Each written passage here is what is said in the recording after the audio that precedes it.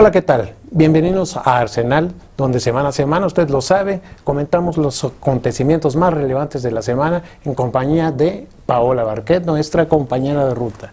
Hoy tenemos como invitado a un político muy experimentado que fue secretario de Gobernación, fue senador, coordinador de la bancada del PAN en la Cámara Alta, hoy es integrante del Consejo Rector del Pacto por México, ha aspirado en un par de ocasiones a la presidencia de la República. Creo que con el currículum ya lo definimos, es Santiago Krill. Santiago, muchísimas gracias por acompañarnos. Una faceta que se me olvidó mencionar es que fuiste consejero del IFE, y hoy el IFE está en el ojo del huracán por la inminente desaparición de este instituto o su transformación en el Instituto Nacional Electoral. Hay mucha polémica alrededor, incluso apareciste en una lista de personalidades que supuestamente iban a ser candidatos como consejeros. Obviamente parece que esta lista pues nunca existió. ¿Tú tienes una idea? ¿Tú alguna vez te propusieron, te dijeron algo? ¿Qué pasó ahí? Bueno, pues en primer lugar, muchas gracias por la invitación. Bienvenido. Les agradezco mucho.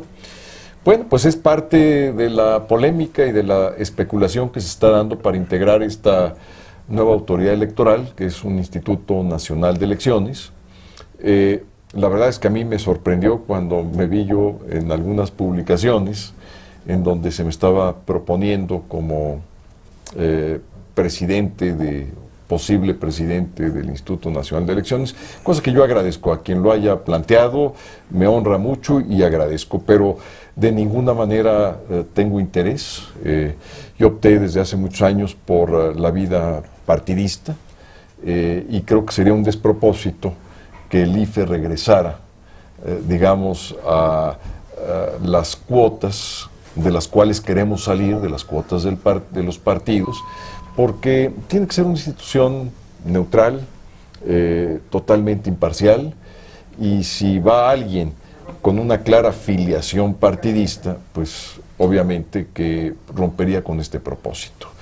Que yo sepa, no hay una lista, sino aquellas que han sido presentadas por los partidos ante la Cámara de Diputados y las que abrió la Junta de Coordinación Política. Lo demás es pura especulación, deseos de que algunos sean, deseos que algunos no sean y decirlos para quemarlos, en fin, es ya todo el rejuego político que se da en torno a esto. En torno a esta polémica que se ha armado alrededor de este tema, parece ser que el motivo principal por el que se ideó la creación del Instituto Nacional de Elecciones es el control que los gobernadores supuestamente ejercen sobre esos órganos a nivel local. Los críticos del INE dicen que vamos a volver al centralismo con una cosa, con un instituto de esa naturaleza. Finalmente parece que por ahí en el Pacto por México encontraron una solución medio intermedia, ¿no? Que no desaparecen los institutos, creo que se transforman en órganos locales y sus funcionarios serían elegidos aquí por el instituto. Ese es más o menos el camino, ¿no es cierto? Sí, así es el camino que se está tratando de lograr, digamos, algo que sea un esquema que no plantee duplicidades, porque lo que sería absurdo es volver a la misma situación en la cual nos encontramos con un instituto nacional. No, la idea es salir de esta situación.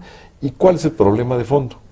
Que nuestra calidad democrática es muy distinta a la que tenemos a nivel federal de la que hay en los estados. Y esto hay que reconocerlo. Hace casi 30 años planteamos una solución que nos pareció que podría salvar este problema, que era crear el Tribunal Federal Electoral y que fuera el tribunal de última instancia para todos los asuntos electorales, fueran locales o federales. Es decir, que si algún gobernador hacía alguna trampa en su estado, pues que esa trampa pudiera corregirse ya a nivel del Tribunal Federal. Pero la verdad es que no funcionó con la eficacia que pensamos cuando estuvimos diseñando esa institución en el Seminario del Castillo de Chapultepec hace ya casi 30 años. ¿Por qué? Porque el problema no se da solamente en la parte de los litigios. Cuando se plantean los litigios, pues muchas veces ni llevan las pruebas porque el procedimiento no te da para preformular las cosas o para formularlas adecuadamente, para encontrar la evidencia, para poder hacer el señalamiento oportuno. Entonces, ¿el problema dónde se da? En la organización electoral. Entonces, es por eso que hemos venido insistiendo de una manera muy, pues muy clara, que una de dos, o el nuevo Instituto Nacional Electoral organiza las elecciones, y organizarlas es desde los padrones, desde la ubicación de las casillas, desde la redistritación que tiene que darse, desde cómo se instalan las mesas directivas de casilla, cómo surgen los nombramientos de los presidentes, de los secretarios, etcétera. Eso es la organización de la elección, y ahí es donde está el problema, no en la parte litigiosa, donde muchas veces ni siquiera se pueden llevar a cabo porque no hay ni pruebas, o porque cuando hay pruebas no son pruebas que las acepte el procedimiento legal.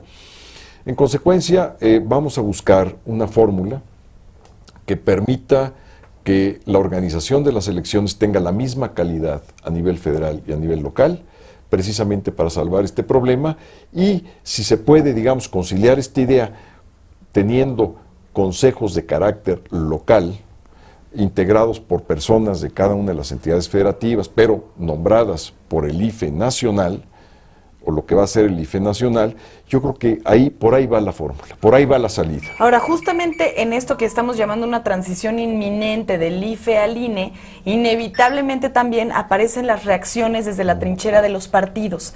Y en el caso del PAN pareciera que esto se ha vuelto una división, porque no nos ponemos de acuerdo en el PAN de si de si los integrantes que están ahorita en el IFE van a permanecer en la transición hacia el INE, más los nuevos consejeros, por supuesto, o si más bien van a ser por completo nuevos. Ahí hay una división de opiniones y pareciera que el PAN, una vez más, no está unido en las opiniones a pesar de las diferencias. ¿Qué está pasando a nivel partido? Yo creo que es muy natural que en este momento existe una discusión de prácticamente todo, y las definiciones ya en los detalles todavía no tengan, digamos, ese grado determinante y específico de las cosas. ¿Por qué? Porque en este momento pues, está discutiendo esto en las mesas propias del Congreso, tanto a nivel de Cámara de Senadores como diputados, y ahí las visiones, pues sí, no siempre son iguales, pero finalmente vamos a tener que llegar, digamos, a una decisión de, primero, nombrar a los consejeros que hacen falta para llenar los espacios. Segundo, si el IFE nacional va a tener más espacios, ¿cómo se van a dar esos nombramientos? Exacto. Y tercero, ¿cuál va a ser, digamos, el proceso de transición de los antiguos consejeros del hoy IFE al nuevo instituto?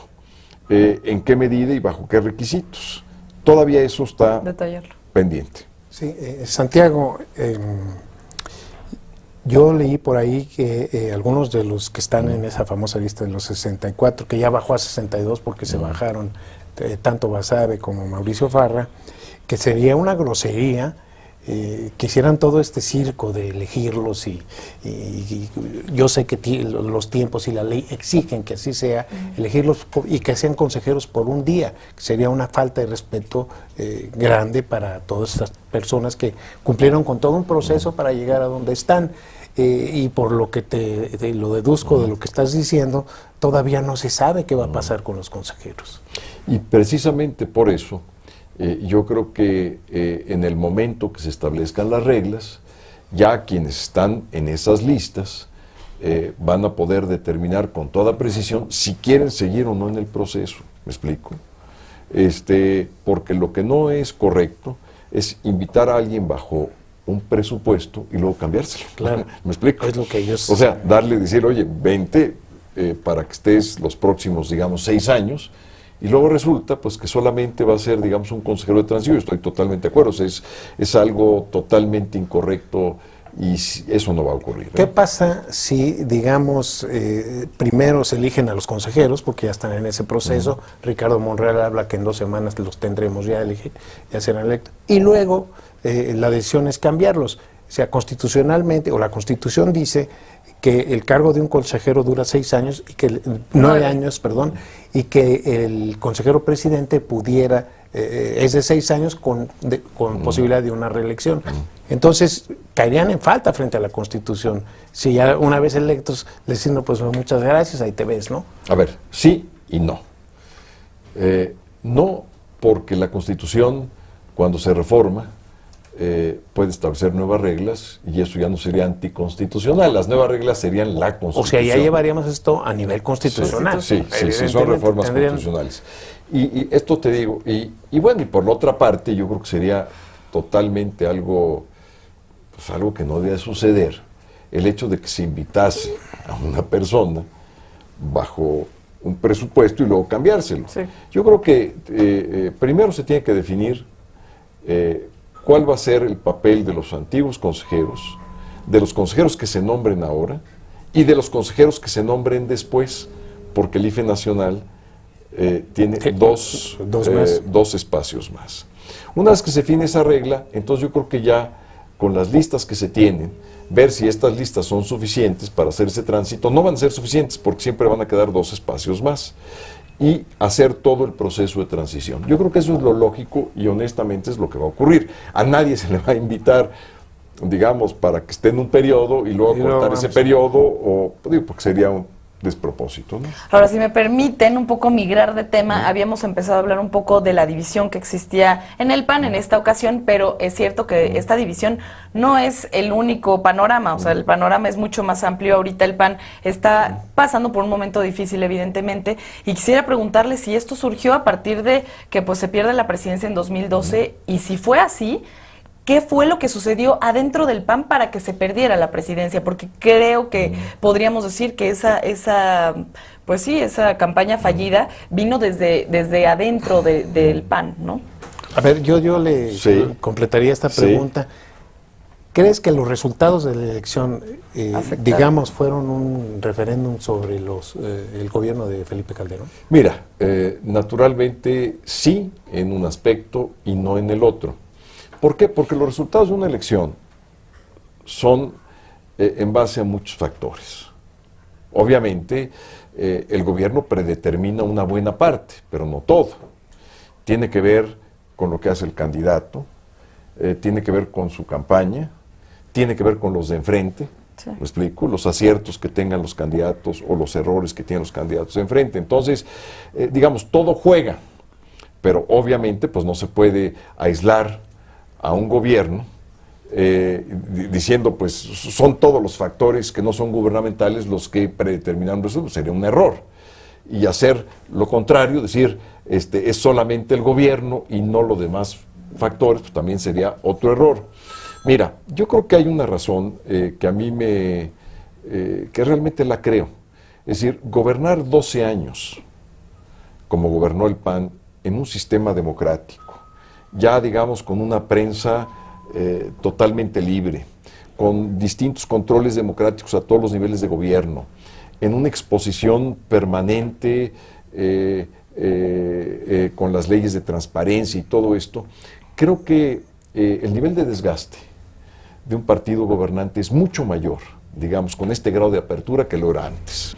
O sea, gobernar 12 años en democracia es gobernar mucho. Ahora, ahorita menciona la democracia también se presenta internamente en el PAN, y eso también está generando cierto ruido. ¿Se podrá llevar la elección interna incluyendo la democracia, que a fin de cuentas una democracia, pues, ¿qué representa? Puntos de vista diferentes por la naturaleza de un proceso como tal. Entonces, ahí la pregunta sería, ¿esta misma democracia igual y podría arriesgar la unidad del mismo partido? Bueno, aquí la idea es que no, ¿verdad? La idea es que independientemente de la competencia interna, el PAN eventualmente salga fuerte, unido. ¿Y cree que sea posible? Sí, yo creo que es posible. Creo que lo que no sería posible es si el método no fuera democrático. A ver, Santiago, yo te preguntaría aquí a propósito de la pregunta. Ya pasaron por ahí el PRD divididos, salieron más que divididos. Peor. Ya pasó por el PRI, ¿por qué ustedes no van a dividir? Te voy a decir por qué. Porque el PAN es un partido mucho más institucional. Bueno, en sus procesos internos. No, mira, en primer lugar... Antes ustedes procesaban sus asuntos al interior del partido. Ahora los ventilan en los medios con una facilidad impactante, ¿no? Sí, pero tenemos nuestras reglas internas que en los otros partidos no existen. Primero, tenemos un padrón confiable. Ya son un poco más de 200,000 militantes. O sea que es un padrón honestamente manejable. ¿Qué le pasó al PRD y al PRI? Pues que sin padrón, ahí te podías prácticamente afiliar antes de votar, y yo recuerdo pues los zapatos que hubo, es decir, las votaciones supermayoritarias para uno de los candidatos en Oaxaca, por ejemplo, que reventó la elección del PRI. Fue lo que polarizó ahí muchas de las cosas. Y en el caso del PRD, pues lo que pasa es que no tienen ni sistemas, ni organización, ni muchas otras cosas que el PAN ha venido trabajando en ellas desde hace muchos años. Entonces tenemos un padrón de 200,000 militantes, un poquito más. Arriba, sí. Tenemos una organización electoral en curso. Yo creo que van a ser pues 2 o 3 candidatos, yo espero que no muchos más. ¿Ves a Josefina? Sí, pues ella misma, digamos, ha dado esa impresión, pero finalmente tendrá que tomar su decisión. No sé si ya tomó su decisión o no. Y en Pues todo aquí nos dijo que sí, ¿no? qué bueno, es Parece. alguien que tiene una enorme trascendencia en todo el partido. Entonces, yo creo que en estas dimensiones la elección puede salir bien. Y aquí lo que es fundamental, pero eso es en toda la democracia, no solamente en el PAN, es que quienes pierdan, acepten. Porque si no, pues entonces no sirve de nada el ejercicio, ¿me explico? Y una vez que se defina el resultado, yo lo que espero es que quienes pierdan tengan sus espacios con quienes ganaron, se pueda hacer un equilibrio, y dentro de ese equilibrio fortalecer al PAN en todos los aspectos. ¿Por qué? Porque estamos en una gran oportunidad, enorme. Acabamos de ganar una buena cantidad de elecciones cuando el PRI y el gobierno estaban en su pico, es decir, estaban en su mejor momento, ¿no? Ganamos Baja California, Aguascalientes y Puebla, cuando el PRI todavía no tenía el problema de la baja en el nivel de crecimiento económico, de los dramáticos números que hoy vemos en el desempleo. No tenía el problema de los maestros en las calles, no tenía el problema de que prácticamente, digamos, el gobierno en Michoacán se viene desfondando ya, digamos, a nivel de una preocupación de seguridad nacional. Todo esto no ocurría la reforma fiscal, no ocurría el IVA en toda la franja norte del país. Entonces, en el mejor momento del PRI, cuando estaba, digamos, con sus mejores niveles de aceptación, les ganamos en Baja California, en Aguascalientes y en Puebla, con todos los problemas internos, pero ahí sí nos unimos. En Aguascalientes, la capital. La capital, pero es un estado prácticamente ciudad, digamos. El triunfo de Baja California de Kiko Vega le vendría bien a Santiago Krill personalmente para cualquiera que sea el propósito político de aquí para adelante. Yo creo que le viene bien al PAN. O sea, eso me queda claro, me queda claro. La pregunta es si a Santiago Krill. Mira, porque el papel fue importante para apoyar a esa campaña, ¿no? Me tocó ser el delegado, Exacto. cosa que pues fue una bonita responsabilidad en el sentido de que salió bien todo. Hay responsabilidades que luego le tocan a uno que no salen tan bien las cosas, pero esta afortunadamente salió con premio. Fueron buenos resultados. Mira, para mí, en mi momento que estoy viviendo, en esta época, es tratar de ayudar a mi partido en todo lo que yo pueda. No tengo yo más aspiración que esa. Me preguntaban hace un par de meses, oye, ¿no te interesaría ser presidente del PAN? En este momento no tengo ese ánimo. ¿Y qué sí le interesa? Ayudar a mi partido. Y que el proyecto y la plataforma del PAN, esa plataforma humanista que hemos podido plasmar en la reforma educativa, que hemos podido plasmar en la reforma de telecomunicaciones, en la reforma en materia de competencia económica, que seguramente lo vamos a hacer en la política, que no lo pudimos hacer en la reforma fiscal y por eso votamos en contra. Y lo que seguramente haremos en la reforma energética, eso vaya ayudando al país. Pues para eso es la política, no para otra cosa, ¿no? Entonces, en este momento estoy muy contento de poder ser útil en el Consejo Rector del Pacto, ayudando y facilitando el proceso de negociación en las reformas, que me ha tocado participar en cada una de ellas, y ayudar a mi partido en donde también se necesita, que son en la competencia, en las elecciones, como lo hice en Baja California. A ver, Santiago, hablabas de que los momentos del PAN, los mejores momentos del PRI, etcétera, bueno, lo que nos acabas de decir. Sin embargo, ahorita el PAN se está dando, maderistas y corderistas se dan con todo. O sea, todavía hace 2, 3 días Cordero hizo unas declaraciones tronantes contra Gustavo Madero. ¿Por qué dejarían de hacerlo en campaña? Y a lo que me refiero es, ¿cuántos heridos vas a dejar en una campaña así de agresiva? Mira, yo digo que hasta cierto punto es natural, no es deseable ni es lo óptimo, ¿no? Pero es natural. O sea, estamos en los preparativos de una campaña interna que va a definir al partido. Entonces, cada candidato, precandidato, aspirante en este momento tiene que definir su posición. Respecto de qué, pues de los grandes temas nacionales, ¿cuáles son? Pues son muy claros. La relación del partido con el gobierno, una. La relación del partido con el pacto. La relación del partido con las reformas, la relación del partido con respecto a los gobiernos pasados, la relación del partido con respecto a las campañas que vienen. Entonces son temas que indudablemente van a estar en el centro de debate. Y lo que yo no espero, y yo creo que nadie lo debe de esperar, es que dos candidatos vayan a coincidir.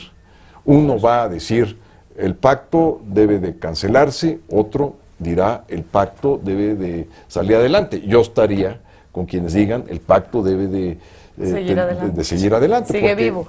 Claro. ¿Por qué? Porque pudimos ganarle al PRI en su mejor momento, en el momento pico, que fue hace un par de meses, como se hizo en Baja California. Bueno, le ganaron Baja, pero en otros estados también hubo... Bueno, Veracruz... Pero subimos enormemente la votación, o sea, a nivel, digamos, de promedio de lo que general, tenía. la subimos. Pero aparte de ganar las elecciones, ya está el punto, hicimos las reformas. Ese es el punto. O sea, lo que teníamos que probar para callar a cualquier crítica la fiscal, ¿no? es en los hechos. Precisamente. Los de Baja California están bastante enojados por la homologación del IVA. Pero la votamos en contra. La mejor prueba de que el pacto debe de seguir es que ya vimos lo que hace el PRI y el PRD cuando se juntan y se quedan solos.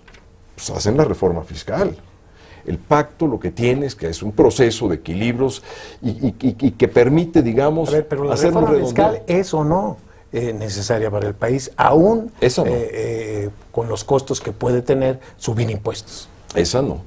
¿Tú crees que sea necesario endeudar al país como en las épocas pasadas para evitar recaudar y entonces para no poner más impuestos, jalar el dinero de deuda? Pues es el déficit. Bueno, o sea, de hecho sí ponen más impuestos, ¿no? Ponen más, ese es el problema, que ponen más impuestos a la clase media, a los contribuyentes cautivos, y que además van a endeudar al país. Bueno, entonces digo, es una fórmula totalmente equivocada para nosotros. Yo no tengo duda que los que políticamente van a ganar en todo este asunto son ustedes. Sin embargo, bueno, tiene su valor haber ido hacia adelante en un asunto tan impopular, aunque efectivamente pues a nadie le gusta que le suban los impuestos porque se llaman así, impuestos, ¿sí? Entonces, coincido en que finalmente la coyuntura va a ser favorable para ustedes. ¿Por qué? Porque ustedes son muy buenos para hacer, a lo mejor no son tan buenos para gobernar, pero sí muy buenos para hacer campañas. Te voy a decir una cosa, mira, ya viendo, digamos, a los gobiernos panistas en retrospectiva y viendo, digamos, el comportamiento de este gobierno, honestamente nuestros gobiernos van creciendo. ¿Por qué? Pues que es obvio, cuando estás en gobierno, pues eres la fuente de crítica permanente porque estás ejerciendo el poder. Pero ya cuando dejas de hacerlo y vienen otros y la economía se cae a la mitad, te ponen unos impuestos como lo han hecho de la forma, suben el déficit, no gastan lo que deben de gastar, la situación, digamos, de seguridad que iban a mejorar, pues no resulta que es mejor, y si vemos en Michoacán, pues es mucho peor. Que había sensibilidad, digamos, para el manejo de los movimientos sociales. Pues los maestros, digo, a nosotros no nos tomaron los aeropuertos, las carreteras no duraban tomadas como hoy en día existe, digamos, el caso de Sonora, o el caso, digamos, de la carretera Acapulco. En un momento, yo recuerdo cuando fue este fin de semana de vacaciones, bueno, nada más hay que preguntarle a la gente, a ver, entonces, comparando todo eso, con el gobierno de Vicente Fox y el gobierno de Felipe Calderón, honestamente salen muy bien librados los dos gobiernos panistas. Y es por eso que además el PAN en este momento ha pasado de un tercer lugar en la elección a un segundo lugar ya en estas elecciones que tuvimos este año. Ya somos claramente un partido de segundo lugar, pero ya en la medida que va pasando el tiempo y la gente empieza a reflexionar, ya estamos compitiéndole prácticamente tú a tú al PRI. Entonces, ¿qué quiere decir esto? Que pudimos llevar a cabo reformas con el gobierno, que sabemos cuándo debemos de coincidir y colaborar con el gobierno, y que además sabemos cuándo competir. Yo creo que eso representa, digamos, quienes hemos venido impulsando esta otra visión de ser una oposición leal a México. O sea, nosotros no podemos ser la oposición como lo fue el PRI durante 2 sexenios en el no, y nos quitaron reformas hacendarias, reformas de energía, reformas de competencia, reformas de telecomunicaciones, reformas laborales que no nos dejaron pasar. ¿El pacto es un gobierno de coalición no oficializado, como dijo Manlio Fabio Beltrones? El pacto es una coalición, esa es la mejor definición, es una coalición política para crear una mayoría estable en una determinada agenda. Es el pacto. Y a mí me gustaría ahí preguntar algo más. Si ahora en lugar de los factores que son los partidos, se estaría agregando, en este caso, un cuarto elemento, porque son como los 3 partidos principales, un cuarto elemento que serían los ciudadanos, porque ahora con la consulta en la que se están uniendo AMLO, los Chuchos, Cuauhtémoc, entonces ahora ya también incluyen a este como cuarto voto que representa como a los ciudadanos, pero de una manera un poco sui generis. Pregunto yo si Santiago Krill está de acuerdo con este tipo de consultas o no. Mira, de acuerdo que la ciudadanía participe, de acuerdo que esa participación pueda ser lo más informada posible, pues eso es parte, digamos, de la democracia. O sea, decir lo contrario, decir no, digamos, a todo este tipo de instrumentos democráticos, pues sería, digo, simplemente contradecir todo lo que hemos venido haciendo. Político. No, ni lo pienso ni lo diría. Pero por otra parte, yo creo que también no hay que restarle representación a quienes hoy están en el Congreso. Porque prácticamente ahora intenta fungir como si fuera un voto por la reforma. Exacto. A favor, en contra. Pero hay un mandato constitucional. En la Constitución, si logran el 1.640.000 firmas que representan el 2% del registro, ayer efectivamente presentaron 1 millón, faltarían 600.000 y pico, y piensan, y van muy rápido, al paso que van, pues antes del fin de año ya las tienen. Esto, la Constitución dice que con eso bastaría para obligar a hacer la consulta, y si el 40% del padrón participa, los resultados son vinculantes tanto para el Ejecutivo como para el Legislativo. Es una estrategia que a mí me parece mucho mejor que andar en la calle haciendo cercos y marchas. Toda la vida institucional, en la medida de que tenga ese caos institucional, yo digo que las cosas son buenas para el país, es una buena señal, ¿no? Habrá que ver primero si esas firmas son firmas. Digo, no dudo que algunas de ellas sí sean, pero conozco muy bien, digamos, cómo se juegan las cosas. Ya hablábamos de las internas del PRD y las internas del PRI. Hay que ver, digamos, esas urnas, ¿no? Tú imagínate el número de votos que hubo en Oaxaca cuando... pero ya los estás descalificando, mi querido. ¿Qué? Ya lo estás descalificando. No, yo no descalifico ni califico. Yo lo que digo es esto. Si van a optar por la vida institucional, bienvenidos. Nomás que la cumplan a cabalidad.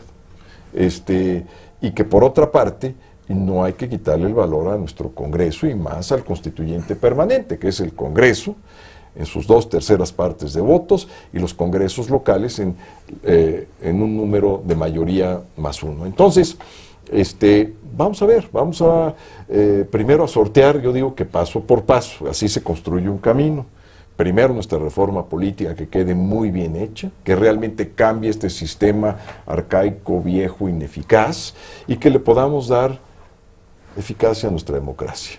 Primer punto. Después, abramos la negociación de la reforma energética. Vamos a ver en qué consiste esa reforma, para no hacer más especulaciones de las que ya digamos, tiene de por sí, digamos, todo este proceso de negociación. Pues con eso nos vamos. Se nos alargó el programa, qué bueno. Fue una charla muy amena la que tuvimos aquí con Santiago Krill y lo esperamos, ya sabe usted, el próximo sábado, 7 de la noche en este su Arcelán.